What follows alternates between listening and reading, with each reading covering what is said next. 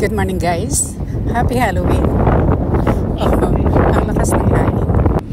So guys, nandito tayo sa Arlington Cemetery. Subukan nating ikutin siya. Subukan nating sundan itong mga arrows tungo sa mga Tomb of the Unknown Soldiers. Try nating panoorin ang changing of the guards. At pagkatapos, punta tayo sa Kennedy gravesites.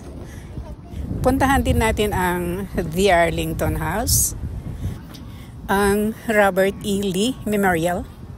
So dito makikita natin ang daming tao. Maraming school field trips kaya daming tao. So medyo malayo-layo rin ang lalakarin dito para mapasyal mo lahat. Pero para mapasyal mo lahat ang mga grave sites, kailangan mo lang lakarin kasi hindi pwede ang by car. Pwede lang siya sa mga PWDs.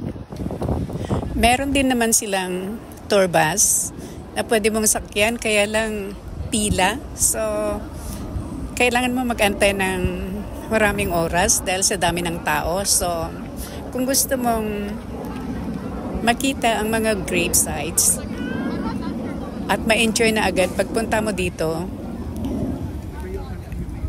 lakarin mo na lang siya.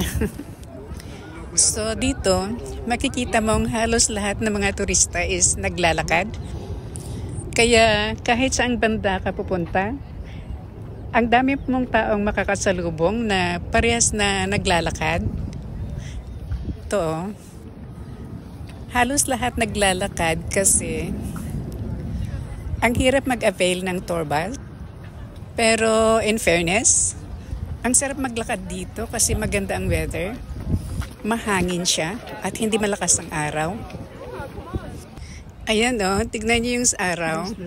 Ang ganda ng sikat ng araw.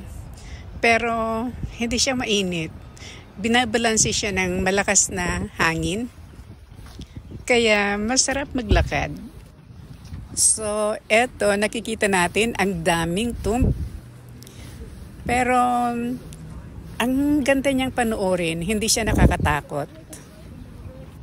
Ito nga palang mga tomb, ang mga nakaborol dito is mga unknown soldiers. Kaya pala wala akong makitang mga pangalan.